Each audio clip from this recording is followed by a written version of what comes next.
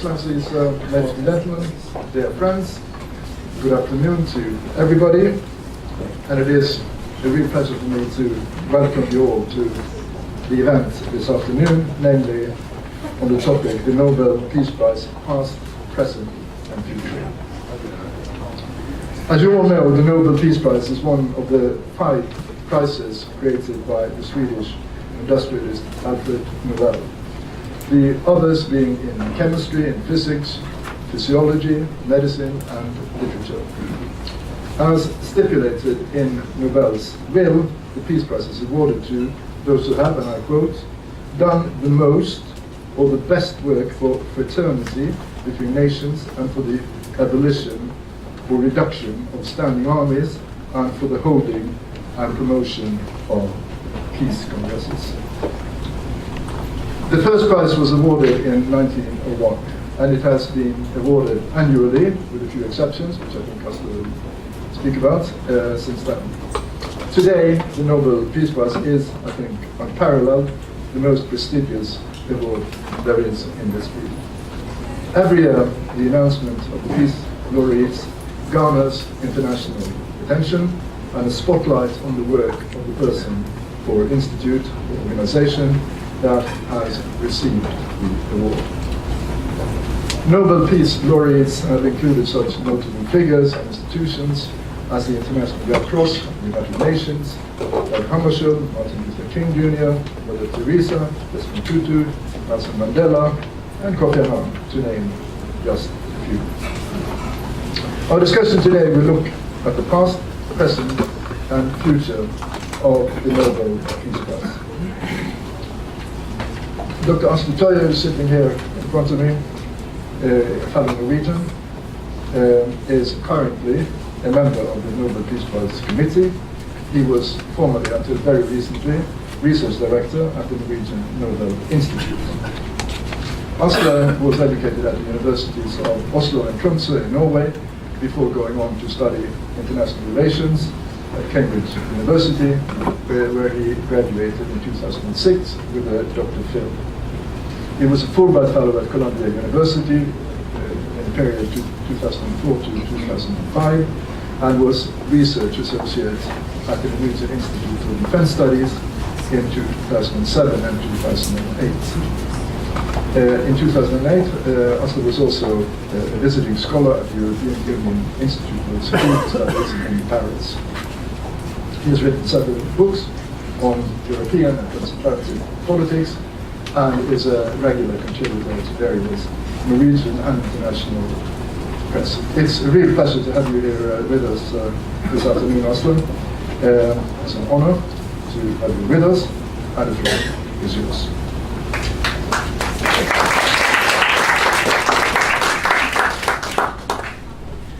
Well, thank you very much, Nadia. I must say it's a real pleasure to be here at the IPI and to be talking about my favorite topic. As Terje mentioned, I have been working for 8 or 9 years helping the Nobel Committee with supplying with the facts and the background checks necessary in the process of selecting Nobel Peace Prize laureates. And it came as somewhat of a surprise to me, I must admit, when the Norwegian Parliament pointed at me in February when selecting a new candidate for the committee. I am by far, I must admit, the youngest member of the committee, and this being Norway, and in Norway we try to be down to earth. So the youngest committee is the one who's got to get the sandwiches during meetings, and so that falls to me. Before starting, I have to come with a brief caveat.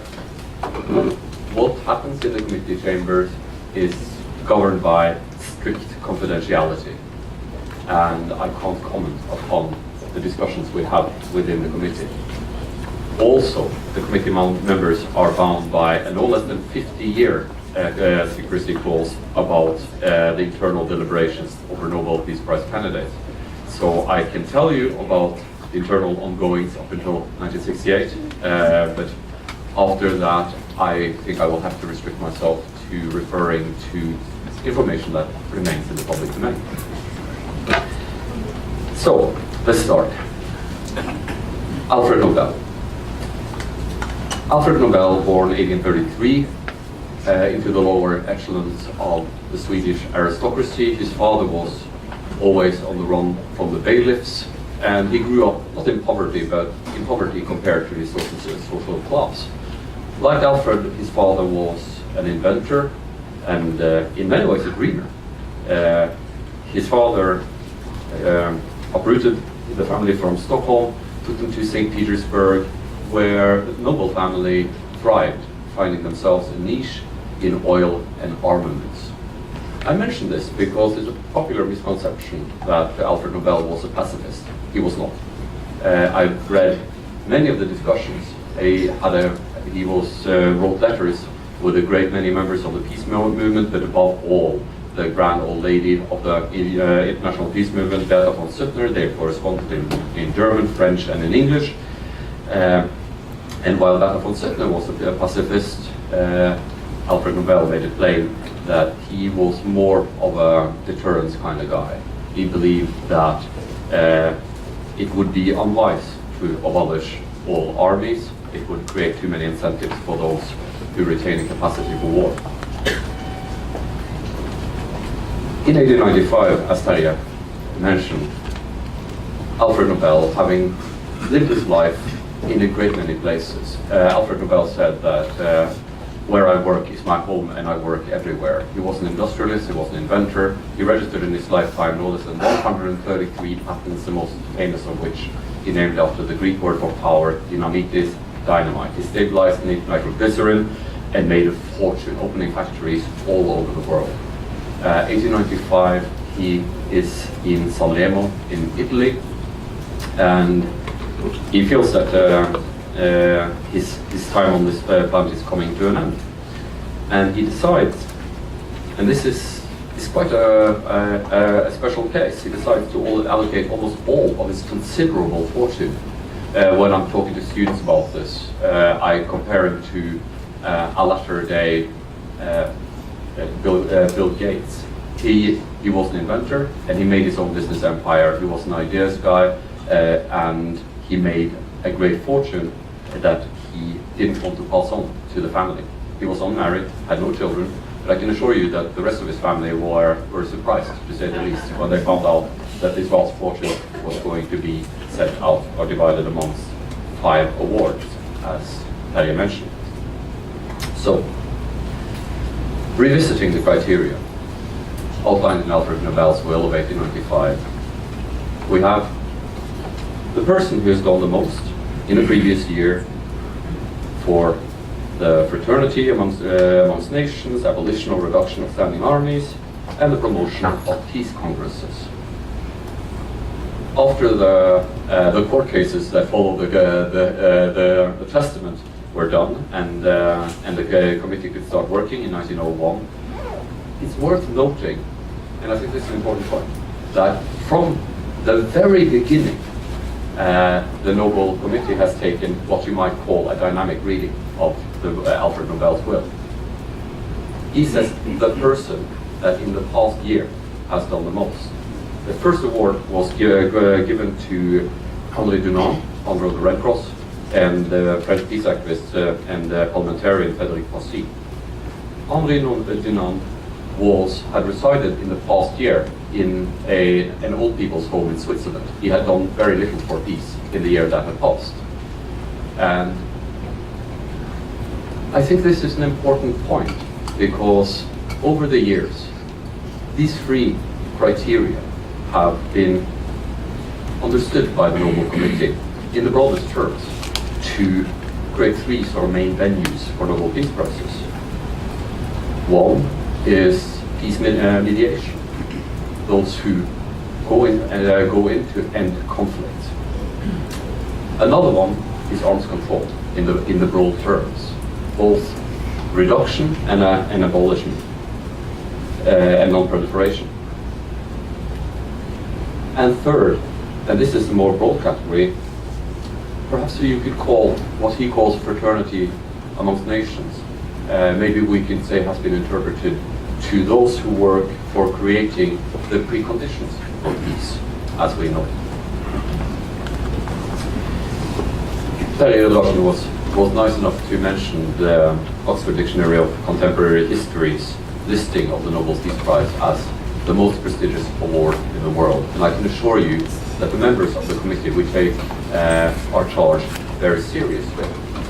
But the question must be asked, in a world where there are, and we keep track of this at the Norwegian Nobel Institute, there are roughly 200 peace prizes in the world, several of which come with a greater financial reward than the more or less $1 million that comes with the Nobel Peace Prize. So why is it that the Nobel Peace Prize has achieved this elevated status? Well, surely it has something to do with age, let's be honest. The Nobel Peace Prize goes back to 1901, and no other peace prizes can claim anything similar. I do believe also that the Nobel Peace Prize captures the imagination of humans all over the world. The Nobel Peace Prize cuts across all those things that divide us: national boundaries, socioeconomic boundaries, cultural boundaries, economic, now religious boundaries, and points to a deep urge and longing that unites us as human beings, the longing for peace, the wish not to live in conflict. I think that is something that unites us all. Perhaps it might be said, to follow up on to use Abraham Lincoln's term, it's a celebration of the better angels of our nature. And in that sense, I think it says something very nice about us as a species, that the most prestigious award in the world is a peace prize. I think that is hopeful in a sense. But I think also perhaps the main reason why the Nobel Peace Prize stands head and shoulders above all other similar awards is the laureates. The history of the Nobel Peace Prize comprises a great many inspiring individuals and institutions. And I would like to take this moment to Kofi Annan, who won the Nobel Peace Prize 2001 alongside the United Nations. Kofi Annan, who I had the good fortune of meeting on 2 occasions, he wasn't a saint. I think so. Sometimes you read in the newspapers that you get a sense that he was almost a saintly figure. He was not. But he was a good man, and his efforts for peace and reconciliation around the world, although his track record was not perfect, but very good and worthy of a Nobel Peace Prize, is something that I think, well, at least for me, to hear of his passing gave me great sorrow, and it's something that I've been thinking a lot about him in these last past days.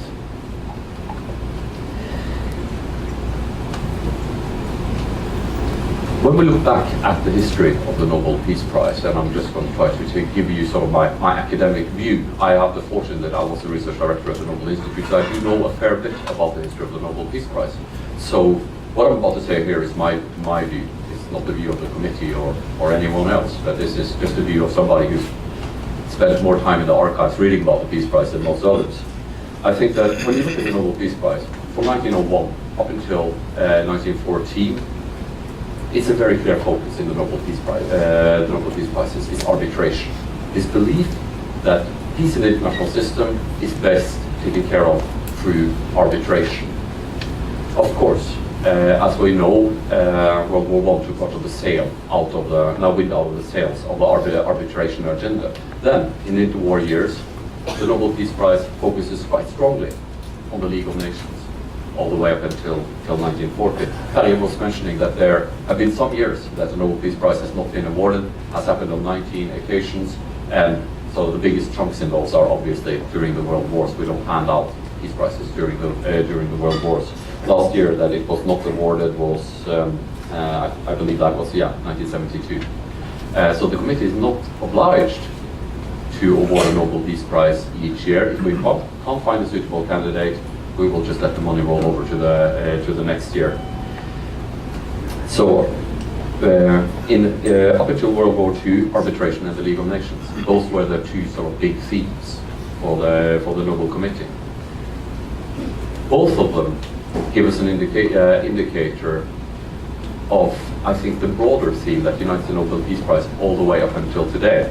It's a striving for a better organized international community. After World War II, the United Nations take over much as the unifying wall, the red thread, if you will, through the Nobel Prizes up until the end of the Cold War. After the Cold War, we see a spread. The Nobel Peace Prize visits a more diverse range of topics than it had in the years previous. We see new agendas, the environment agenda, the human rights agenda, all coming to the fore. And we see that the committee increasingly, more than in the past, try to allow want the Peace Prize to be a thumb on the scales in ongoing issues, ongoing conflicts, to be an encouragement to bring about a change that the Nobel Committee sees as beneficial to peace. I think that the Peace Prize from 2 years ago to Colombian President Juan Manuel Santos is a good example of that. I had the good fortune of spending time with President Santos and his family when he was in Norway, and I was talking to his son, and he was saying that they had brokered this peace agreement, bringing the longest-running civil war in Latin America, I think in the world, but certainly in the Americas, to an end. And they had been certain that once this agreement was put to a referendum, it would be a resounding yes. But inclement weather and huge rainstorms and a lot of other issues led to a surprising no in the referendum to the peace deal. There were issues with the deal that had been signed that many felt were too problematic. And the son says that we were in Cartagena and we were just so depressed and really questioning whether we were going to succeed with this. It seemed that the whole thing, we had gotten so close and then it unraveled just at the last hurdle when they got the phone call from Norway, being told that President Santos had been awarded the Nobel Peace Prize. And his son said that this filled his father with an entirely new purpose, that it really changed his view of the situation, and he buckled down and attacked the issue with renewed vigor, and the peace agreement came into place. It's not perfect in Colombia, and there's much work that remains to be done, but I remind you of my initial, where I started, this longing that I think that is shared by all, that peace is better than war. Very few of us would choose to live in war. I know that there are probably a fair few questions that you here in the audience might have about the Nobel Peace Prize, and so I think I'm just going to cut my initial remarks short and give the mic to you guys. I'll try to answer any questions that you might have, but keep in mind my small caveats. I have to remain loyal to the committee. Thank you so much.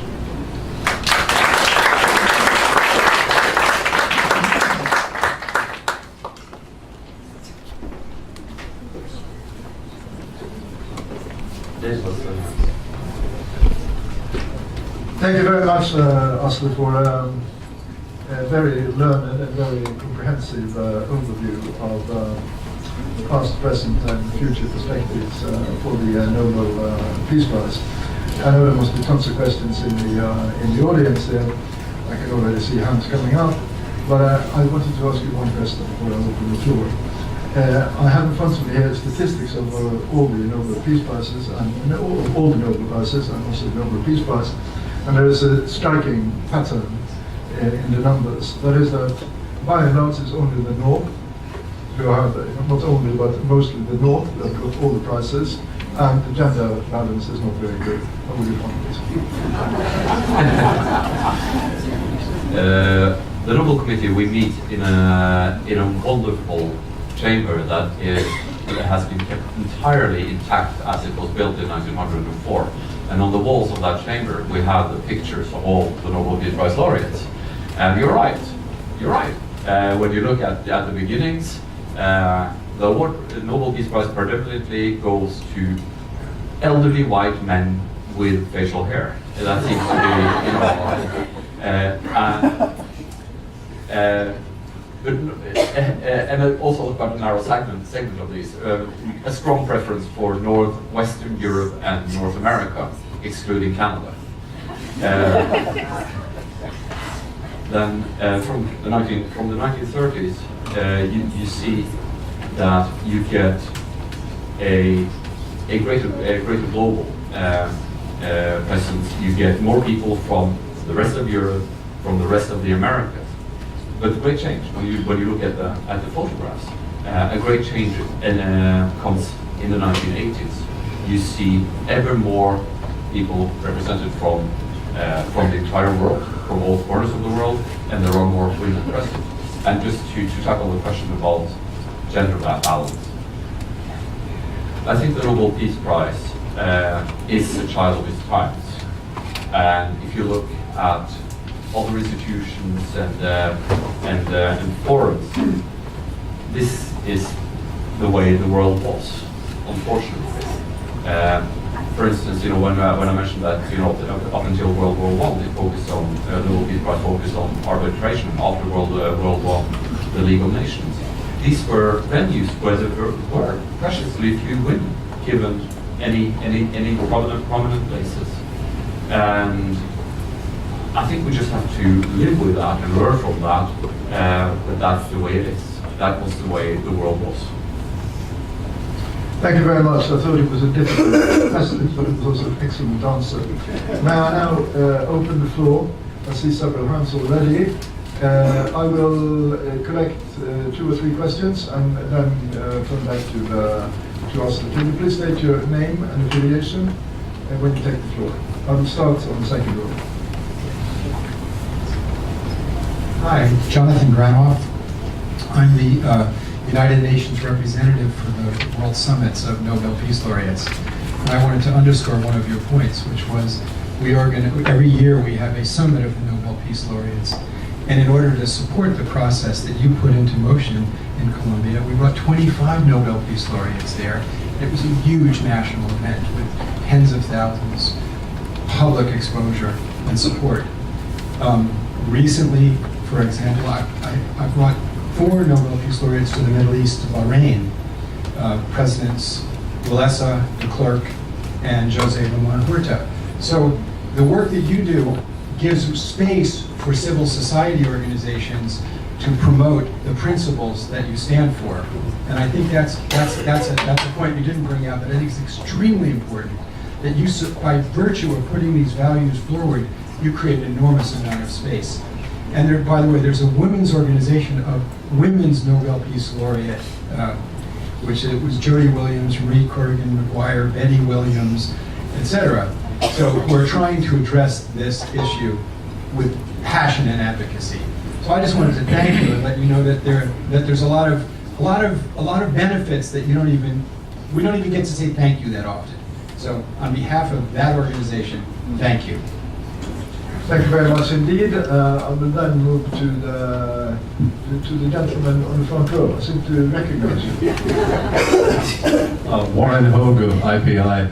I want to ask you, you obviously have a good sense of humor, and I wanted to try to get you to tell a story. And the story is the way people and governments lobby you to get their presidents named as Nobel Peace Laureates, as an example of how many people and how broad the reach is of people who consider themselves candidates for the Nobel Peace Prize, I would tell you that our current president thinks he is a candidate for the Nobel Peace Prize. How did people lobby you, and can you tell us some stories, and is it ever effective? Very good question. I will take one more intervention before we turn back to Asle. I think the gentleman on the left here, and I will go back to you later. Thank you. My name is Manik Mehta. I'm a syndicated journalist. Well, one of the aberrations of awarding the Nobel Peace Prize has been the exclusion of Mahatma Gandhi of India. He was a dedicated, non-violent struggler for peace, for independence, whereas you have been awarding this very coveted prize to less deserving candidates. Can you explain this discrepancy, please? Thank you. I thought these were very good questions. All of them. Asle, you have a challenge. I'll start with you, Mr. Mata. Of course, there are omissions in the history of the Nobel Peace Prize, and I agree with you, no single omission is greater than the failure to award the Nobel Peace Prize to Mahatma Gandhi. I completely agree with you. All I can say, having studied the archives of the Nobel Committee, as far as I understand, it went like this. The Nobel Committee received the nomination for Mahatma Gandhi over several years. The consultant reports were favorable, but there was uncertainty about the division between East and West Pakistan and India and the role played by Mahatma Gandhi. They reached out to British diplomacy and without, it was, I don't even think that it was more sort of whispers in London where they got signals that it might be better to wait for a year to see how this thing pans out. And in that year, Mahatma Gandhi was murdered. And it's a great omission, and I think this is the one and the biggest one in the list. There's nothing I can do more to say about that other than the Indian laureate Kailash Satyarthi is a very good friend of mine, and I visited with him several times, and it's very good and interesting to see how Kailash Satyarthi is inspired by Mahatma Gandhi and seeks to carry forth the legacy of Mahatma Gandhi. And I know this is not no great consolation, but I think at least is worth noting. Warren about lobbying efforts. All right, I'll tell you a story, but I'll just remove all names and other facts. Okay, so there once was a president who wanted the Nobel Peace Prize, and the Nobel Committee is served by 6 consultants, 6 professors. You know, like we need to have experts, we need to have language experts, people who have regional experts, people who have law experts, people who are experts in very different fields pertaining to the Nobel Peace Prize. So 2 of these experts were invited to this country by, you know, for academic purposes. But as they arrived, they understood that this was not sort of an academic trip. And the story we always tell at the Christmas party is that there were 2 professors, and one of them, they were taken then for different curriculum. One of them was invited to go to a fun party like Disney World, and the other one was taken to a brothel. So, of course, none of them went, but we always find it great fun that how they judge the characters of the 2. And I think that, I don't think any of them would have enjoyed either, but yeah. Johnson Gramoff, Nobel Peace Prize laureates, yes. There are a great many events after the Nobel Peace Prize. I just came from a Nobel Peace Prize Summit forum in Minneapolis, where the students stole my book. And that is, you know, I can assure you, I have no view of whether the Hawaiian Kingdom still exists. But they stole my book and put their stickers on it. Great to engage with young people, worthwhile what you're doing, and we support it fully. I think it's brilliant. And of course, We don't demand it, but we do hope that the Nobel Peace Prize laureates will continue their good work. That is, of course, the hope of the committee, but we don't audit it. And therefore, we welcome all organizations such as yours that take upon themselves to harness this energy and bring it forward. Thank you very much for responding with clarity and also for sharing very entertaining stories with us. Can I now open the floor again? I think I will start with the lady there, and then I will go to the back. Can you please state your name and affiliation? I'm I seem to recognize you too. Thank you. I'm Lakane, a former and long-time UN staffer, and now in Vienna with the International Institute for Peace. I have a question, because when you consider the person or the group that is going to be nominated, do you ever think about the implications that it has across a broader spectrum? And I'm thinking particularly, having worked the last couple of years of my UN career in disarmament, still continue to do so, is when you gave the award to the nuclear ban, the ICANN, you know, that had tremendous repercussions, tremendous shot in the arm to all of the NGOs, but maybe not as much liked by some member states who are against actually the nuclear ban treaty. And similarly, I remember that when the Peace Prize was awarded to Kofi Annan at the UN, that was just after we had spent a couple of years in a very difficult situation with Bosnia-Herzegovina, with Rwanda, where we were just really bad-mouthed all over the place, and that was a tremendous boost for not only Kofi Annan, but all of the UN staff, and that was very important to us. So is that something that you also take into account when you award the prize? Thank you. Then I will go to the gentleman on my left at the back. Thank you, Richard Jordan from International Council for Caring Communities. There are two important modifiers before the word congresses: holding and spreading. What are the qualities of a congress as opposed to a conference, and must there be a series of congresses in order for a congress to be awarded the prize? Thank you. Thank you very much. Then the lady at the very back. Good evening. No, good afternoon. My name is Lorena Rodriguez. I was working for the High Commissioner of Peace in the peace talks in Colombia for 4 years, the entire peace talks. And my question is also drawing on her question. What are the implications for the Nobel Peace Prize? Because when Juan Manuel Santos had or was awarded with the Peace Prize, maybe this was beneficial for him and his family, probably some members of the government, but victims and people in the ground with suffering the war every day, they didn't get any beneficial from this Peace Prize. So to what extent this Peace Prize really seeks to impact in some way processes of peace building or even post-peace accord, and if it's possible. Thank you very much. And then we are now over to you again, also to respond. If you don't mind, I'll do it in the reverse order again. Mr. Rodriguez, thank you for your comments. You know, I gotta be honest with you.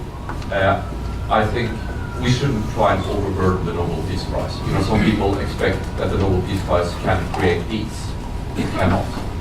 It can encourage and try to be a beacon, if you will, to get key actors to strive for peace.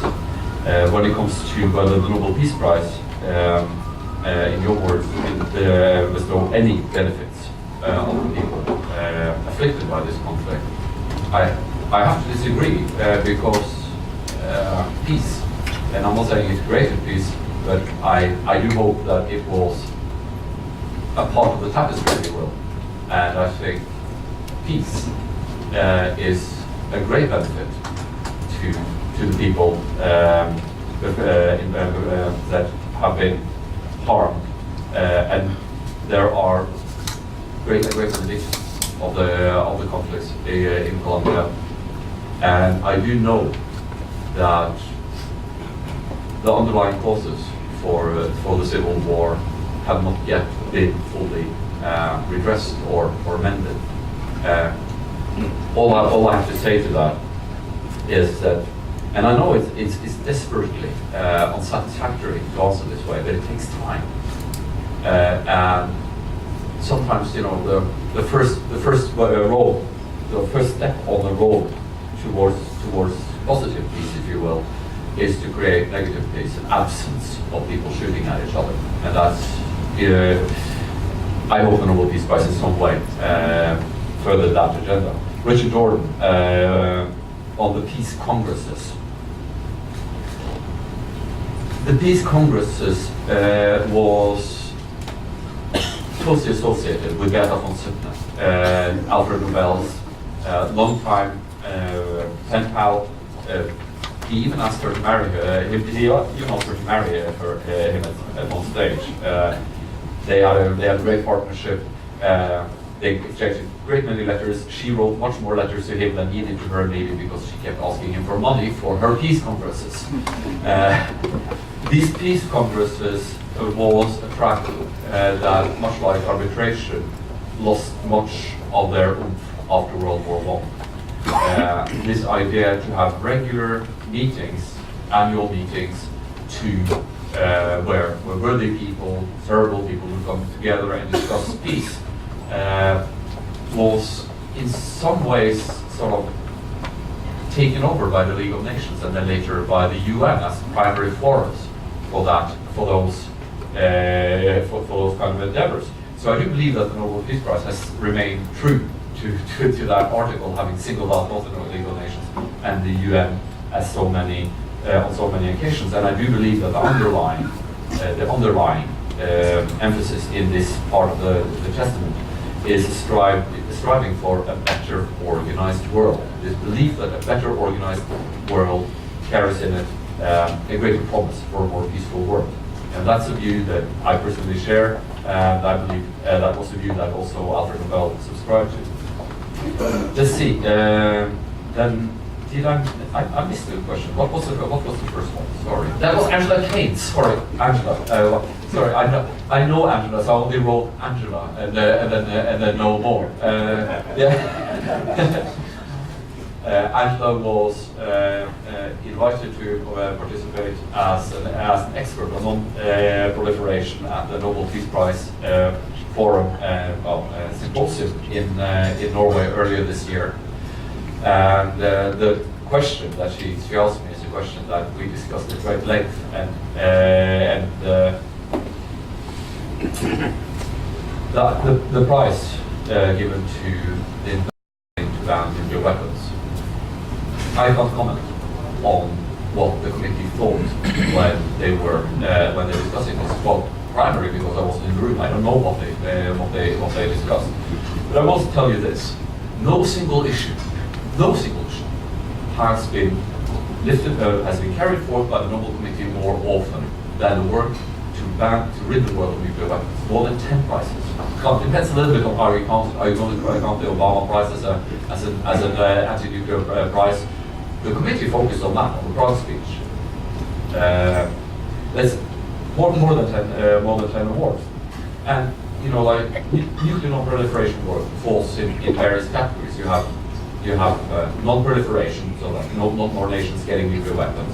You have arms control, you know, so to try not to get more of them. You have arms reductions, you know, cut the numbers, and then you have the goal signed off by the P5 on several occasions, notably the Non-Proliferation Treaty of '68, to rid the world of nuclear weapons. And this was the ambition of the international campaign to ban nuclear weapons.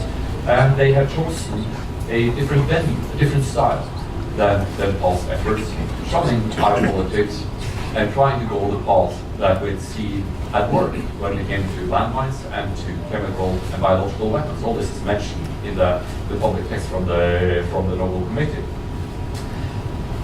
I think that's all I can say. I think that the prize to ICANN is unsurprising given the history of the Nobel Peace Prize.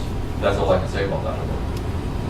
Thank you very much. As you said that the Nobel Peace Prize cannot create peace, but would you be of the opinion that the prestige of the prize would add gravitas and forcefulness to organizations and individuals you get the prize, so that can be helpful in their endeavor to create peace. Well, that touches on a question that I didn't fully address from the audience about, and this is, I guess, I think that was a continuation of your question about what follows after the Nobel Peace Prize. Do we give considerations to what impact this might have? Yes, we do. We give great weight to the personal security of laureates. Will this award risk the life of the laureate? This is an issue that we discussed. Will the laureate be able to, if it's an individual, how will the laureate likely be able to shoulder this? Because once you're a Nobel Peace Prize laureate, you're a Peace Prize laureate for life. It's going to be mentioned. It will be a talisman that you will carry around with you. We have to take that into consideration. Yes, we also consider the likely response by other actors involved in various processes. Will the Peace Prize lead to uniting or fragmentation? Is it going to be uniting or divisive? These are the issues that we discussed in the committee. And I think the way we work is kind of difficult to comprehend for non-Norwegians, because there are 5 members. We're nominated by Parliament. We roughly represent the political span in the Norwegian Parliament. So you will have your Social Democrats, you'll have your Conservatives, you'll have your Liberals, and you'll have people of various stripes. Pretty much a mainstream breakdown of a Western democracy. And we make decisions through consensus. We don't vote. We try to persuade each other. So we sit around the table, and we put forth our best arguments to try and persuade each other. It's tiring. I can promise you, it's really tiring. It's an open-ended time horizon, so meetings can run for a great many hours. And if we can't decide, we just meet again, and we meet again until everybody have had all their questions and all their concerns lifted, and we have gone over it to a point where everybody feels comfortable standing behind the laureate. And it's not a venue of conflict. That is a weird thing. That is probably for non-Norwegians it's difficult to understand. But we try to be reasonable. We try to be charitable. We try to be kind. And it actually works. I know I'm really surprised by it myself, but it's tiring and hugely rewarding. For myself, being a young member of the committee, I find it's daunting in a sense to have this role. I feel a great responsibility that comes with the Nobel Peace Prize, just because of what you alluded to in your question, Angela. The Nobel Peace Prize is not just a nice to have, celebration of, use a jolly good fellow or jolly good woman. It's also a prize that reverberates, that has effects, and to think seriously about what those effects might be, positive and negative, is something that we take very seriously. Yes. Sorry, I went on a bit there, didn't I? No, it's perfect. So what you're saying is that one cannot be stripped of the medal. Thank you. Yes, I've been called up day and night over Aung San Suu Kyi. Let's be honest. Aung San Suu Kyi is an issue that is making a lot of people very unhappy that Aung San Suu Kyi is a Nobel Peace Prize laureate. All I can say to that is that we don't revoke Nobel Prizes, not in any category. And that might change. It might change. All that has to do is that members of all the Nobel Committee and the Nobel Foundation can agree to change the statutes. But I'm not going to lie to you, I don't think that's going to happen. And I do think that I think you can understand why. Can I? Sure. Okay. You know, over the years, there are popular and unpopular prices. And when I started at the Nobel Institute, there was one award that would always be mentioned, especially by grown-ups, you know, like a little bit older than me. It would be the Kissinger Award, 1973, that a lot of people would have very big problems with. But that's in Norway. But in other countries, other awards have been equally controversial. Going back to to the awards that I can actually discuss in detail. 1945, Gordon Hall, British laureate, receives the Nobel Peace Prize. It later emerges that Hall, through his insistence on those borders and restrictive immigration policies, refused entry into Britain of several thousand Jews who later perished in the Holocaust. That's problematic. That's problematic. The point I'm trying to make, dear friends, is that if we were to put forth such a principle, we would have to go back and start editing the entire history of the Nobel Peace Prize. And the history of the Nobel Peace Prize, I said, I only told half of the story. I was saying that the Nobel Peace Prize is the most prestigious award in the world because of the Norwegian Nobel Committee has gotten it right so many times. Some laureates have not stood the test of time as well as others, and I'm not going to name any of them, but I do think that if we all sat down and made a list of laureates that we felt that hadn't stood the test of time, some names would be the same, but a great many would vary. That's how history goes. I was surprised to see that now Nixon seems to be rehabilitated in the United States. Nixon has become you have historians getting into it and saying that Nixon was actually not such a bad guy. He got a bad rap. Nixon got a lot of important stuff right. For those of you who are a little bit older, will remember that they would have been very surprised if anybody would say that if you went back to this debate in the 1970s. We're very perfect creatures. Nuanced opinions is something that is not so easy for us when emotions are at play, that we have a tendency to, things have to be either white or black. And I think that with the benefit of hindsight, I think we get much more nuance about laureates that lie further back. And that's when it comes to Aung San Suu Kyi. So I can say with certainty that the award is not going to be revoked, and we certainly don't audit the laureates' future efforts. We're giving this award for things they have done, not things they are about to do. It would be very, very difficult if we went down that path.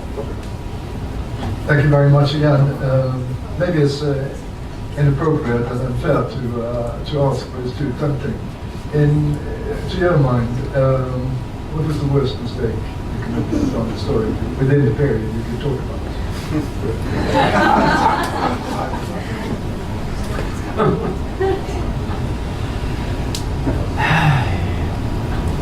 I'll give you 5 minutes to think about it. Now I open the floor again, we will come back to it.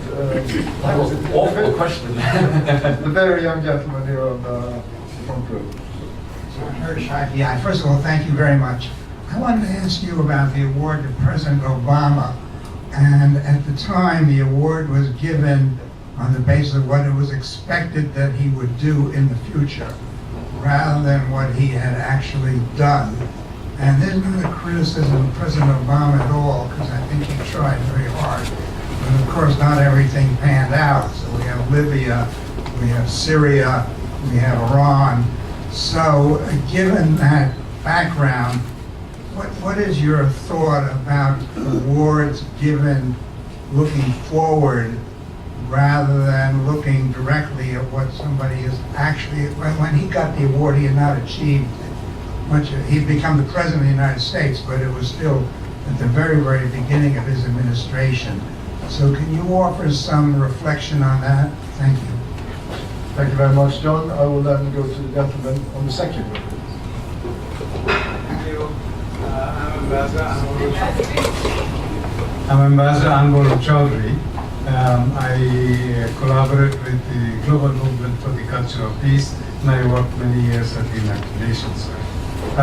Firstly, thank you for referring to Kofi Annan as a saint. And in our personal conversations, I used to call him Saint Kofi. And I would like one word of appreciation to the Nobel Committee. I think awards in 2011, giving to 3 women who stood up for peace and security in the world. And that Nobel citation mentioned a UN resolution, UN Security Council Resolution 1325 on women and peace and security in a big way. And as the initiator of that resolution in the Security Council, I feel very proud, and I keep on mentioning that in many of my speeches. And I believe that is the only UN resolution so specifically mentioned in any Nobel citation. And so I believe that it is very important to recognize the role of the UN also in promoting global peace and security. And I think UN's work in non-political, so-called outside the peace and security area is very important. Reducing poverty, reducing disease, promoting education, health is extremely essential to make a world peaceful place. So I do draw that attention. And I would also mention, in the context of the question made by Mr. Mehta, that next year is the 150th birth anniversary of Mahatma Gandhi. It may be an occasion, as you award the Nobel Peace Prize in December, it may be good to have a special occasion to recognize his missed award and his most deserving award. And I think that would be wonderful. And I had a question, but Mr. Rod Larson had asked that about stripping Nobel laureates of their prize. And I think this is very relevant. As you talk about future of the Nobel Peace Prize, maybe that is a matter of thought. Thank you. Thank you very much. I saw several hands here. The lady on the third row. Thank you so much for all the provided information. It's greatly appreciated. I am Bircan Ömer and I represent the late millennium. I have a slightly different question that over the years, I'm originally from Turkey, including in Turkey, there has been a perception that the Nobel Prizes, including Nobel Peace Prize, this is the team here, it's being used, especially in the developing countries, by the Western countries' goal and purposes and ideology to change towards their goal using awarding the awardees in different names. This has been going on not only limited with Turkey. I run into this information and comments and discussion are not limited with Turkey. What is your thought and comment, and what do you do about this kind of perception to remove that? Thank you. Thank you so much. I saw another hand there. So the gentleman in the center, but on my left there. I'm Andrew Tomlinson from the Quaker office at the United Nations. Thank you for this discussion today. I wonder if you might speak a little to the nominating process and who can nominate in what way. I know that the board of the American Friends Service Committee, who's the largest Quaker service organization, spends a lot of time each year on considering nominations for the prize. On a personal note, I had been thinking about getting rid of this beard.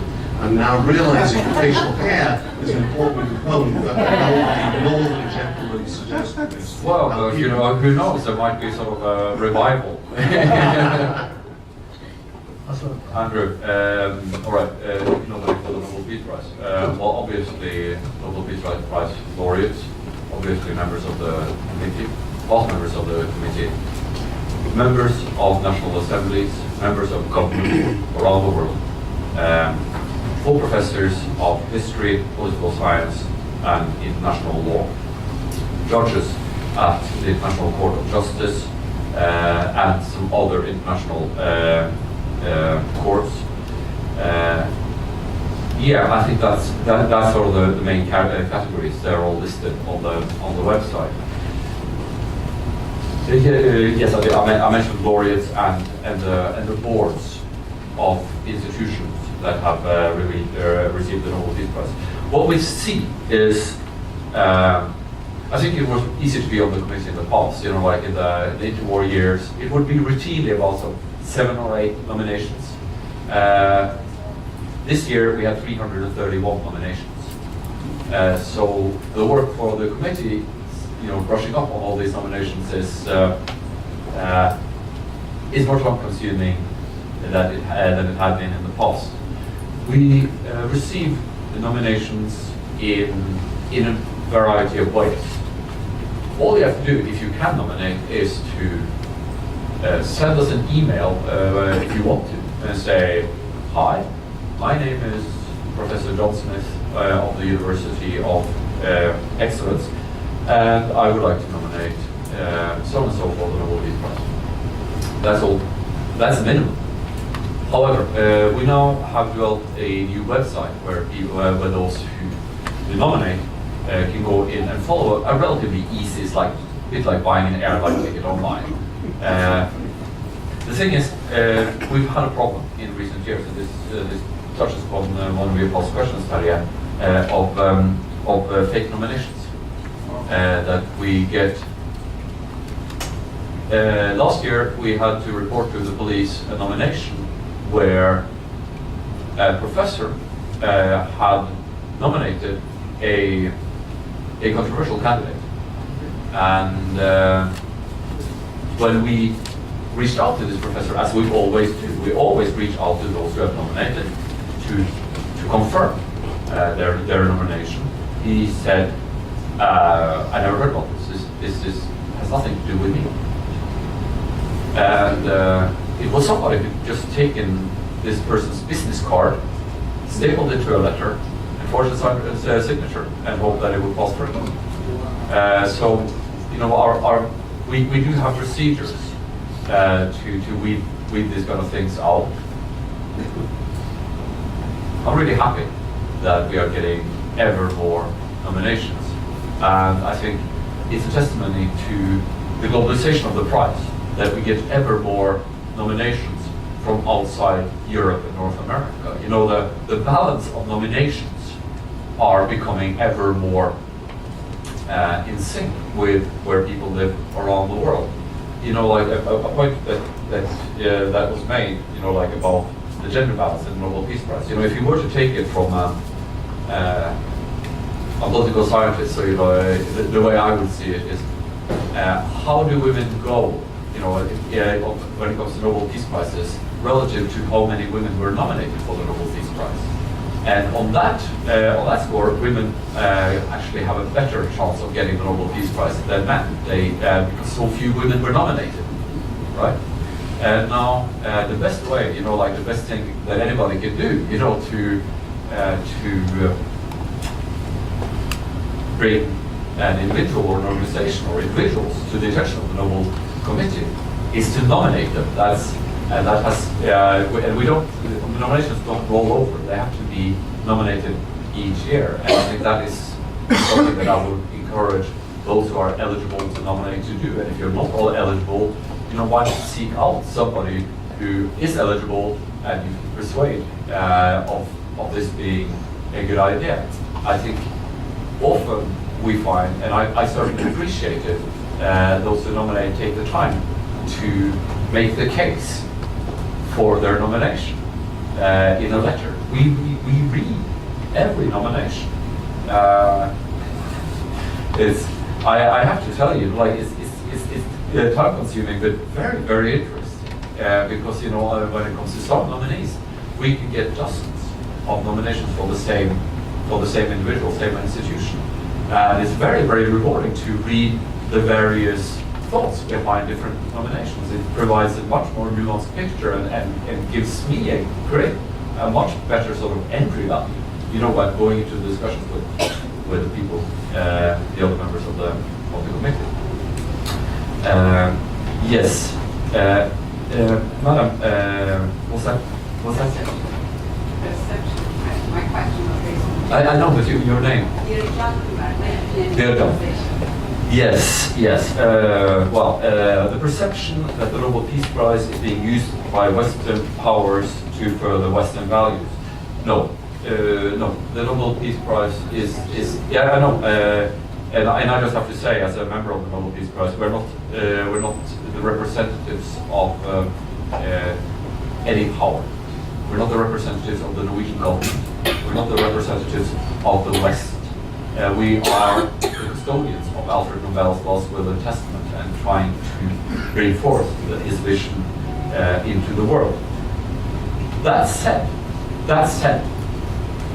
yes, the Nobel Peace Prize has favored democracy. It has. It has favored those who strive for the rule of law. Yes, it has. It has favored those who defend the freedom of speech. Yes. And I realize that in some certain quarters, these values, these classical values of the Enlightenment are controversial.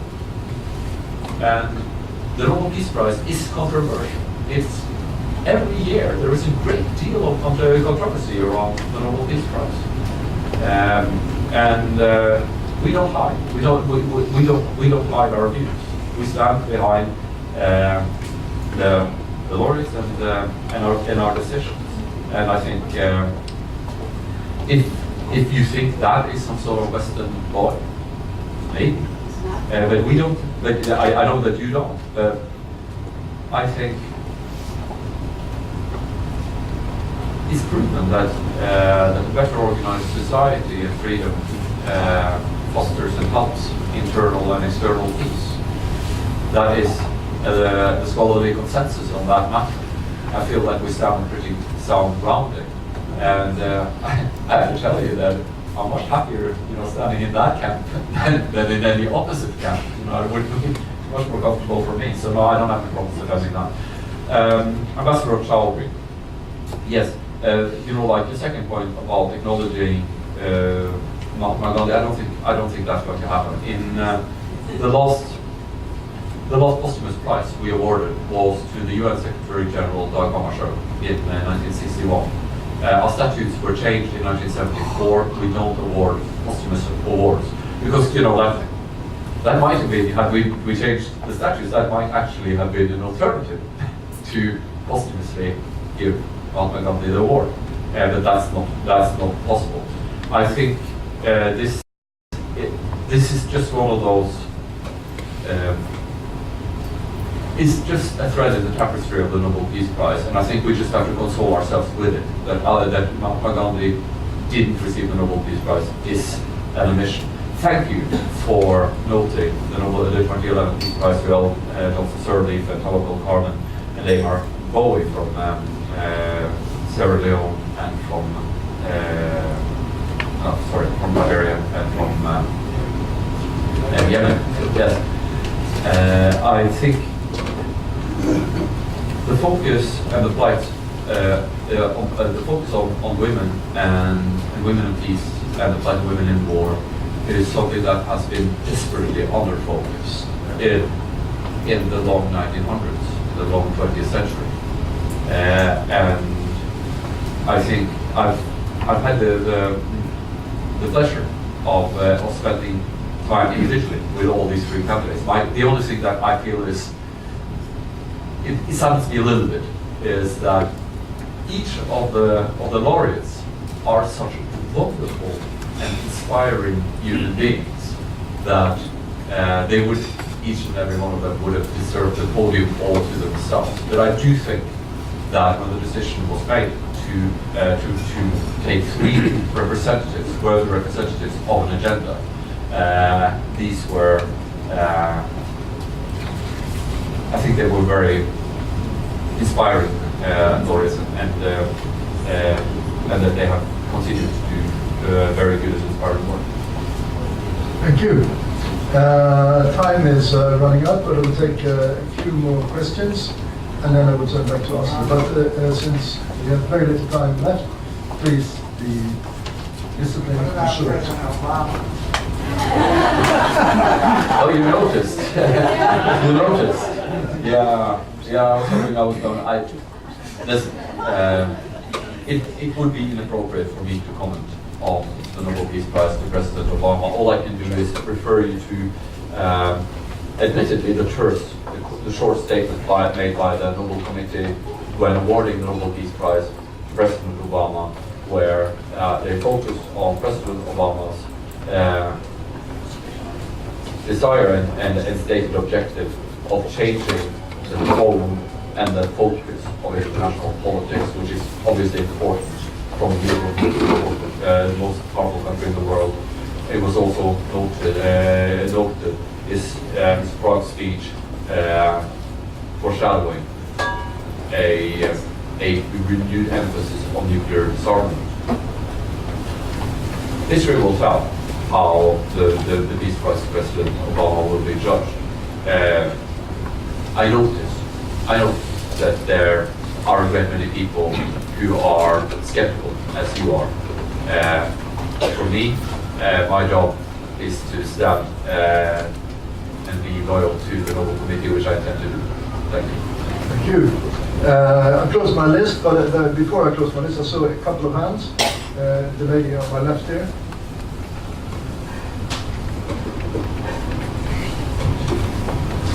Thank you very much. This has been very enlightening, and I appreciate it. One small question for you is, do you feel you will have an obligation for, let's take her behavior and so on, so you could not take back the award, but do you think you have some guidelines to tell them how to behave? After all, you gave it to them for peace. So when they're doing something like what she is doing, don't you think you feel obligated for the sake of the reputation of the award? Thank you. Thank you very much. I think this... I'm supposed to tell you I'm Salma Kader with the International Federation for Peace and Sustainable Development. Thank you. Thank you again. So I think this is the last question from the floor. I took note, by the way, if you didn't address mine an appropriate, fair question.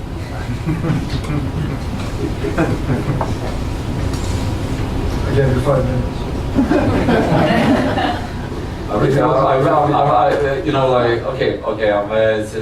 Since I'm going to be unfair to you. I'm not going to tell you my least favorite Peace Prize. I'm going to tell you my favorite Peace Prize. Okay, all right? My favorite Peace Prize, 1936, Karl von Ossietzky. 1936. Hitler is in power in Germany.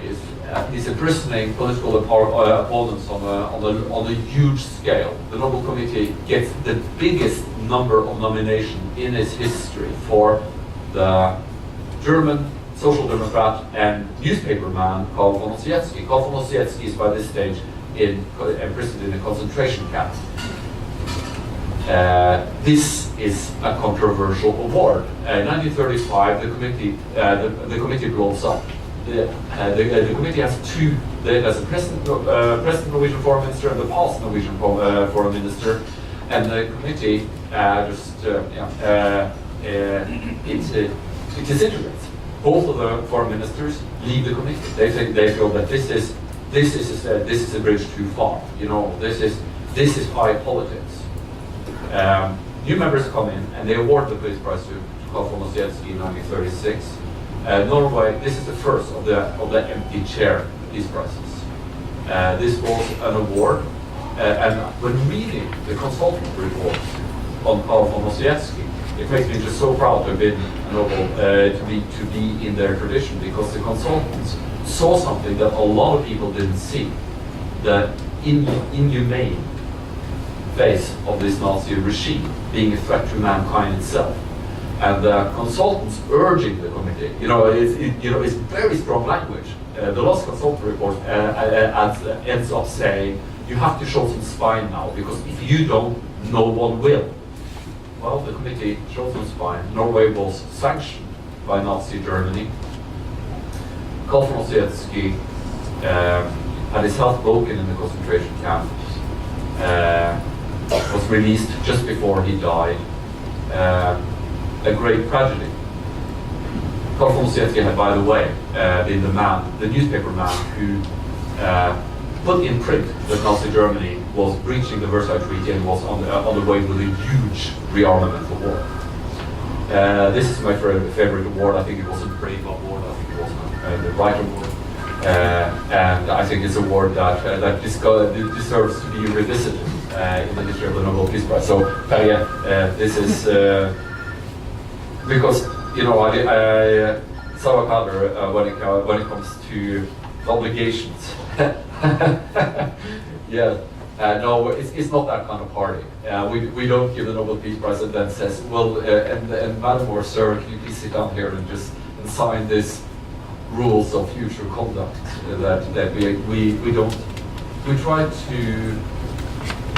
to select laureates that have done a great effort for peace in the past. We certainly hope they will continue to do so in the future.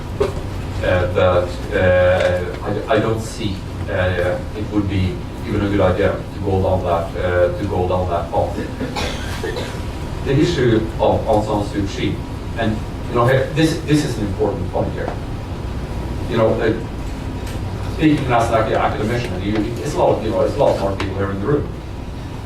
Do you think that stripping Aung San Suu Kyi for the Peace Prize would be a greater problem for Aung San Suu Kyi than being a Nobel Peace Prize laureate and facing these kind of criticisms? I think, in many ways, I think that the Nobel Peace Prize, if anything, intensifies the criticisms against Aung San Suu Kyi. I have to tell you, I don't know this any more than I read in the newspapers. I don't have any privileged information. I read the UN reports about the situation, the Rohingya situation. I read the criticisms against Aung San Suu Kyi, and I noticed that in every single time she is singled out for criticism, the Nobel Peace Prize is mentioned, and maybe that is a point worth mentioning as well. That's all I can say about that. Ladies and gentlemen, it has been a real pleasure to be spending this time with you here today. If any of you have any more questions, I'll linger a little. We can have a bit of a chat. Terje, after the closing remarks to you. Before I close, and thank you. I should apologize for my inappropriate question, but I have to tell you that a while ago I was seated beside a very long-time serving head of state. I asked the person the question, who was your best prime minister? And the person turned to me after a while and said, that's a very inappropriate question, but I would like you to ask me another question. So I said, yes. You can ask me who was my worst prime minister, and I answered. And the person did. But I say no more. I think this has been terrific. You've been great. I think you've given us a very comprehensive overview of the past, present, and future. I think you've told us a great story about a great institution, and I think you've shared with us some very entertaining anecdotes. So I think we are enlightened. I think we know a lot more about this important prize than we did before we came to this room. So the only thing which remains for me is to thank you. I actually I'm sitting here thinking, I think we have to repeat it. Maybe next year. Well, I certainly hope so. We were having drinks last night, and I was thinking, wow, it's not so often I have a chance to talk with somebody who's so knowledgeable about what is going on in world affairs. Like I felt this great pressure that yes, Norway is really quite a bit out of the way. Terje, you have to invite me more often. Let's talk about that afterwards. I think. Look, I think we should give us a very big round of applause.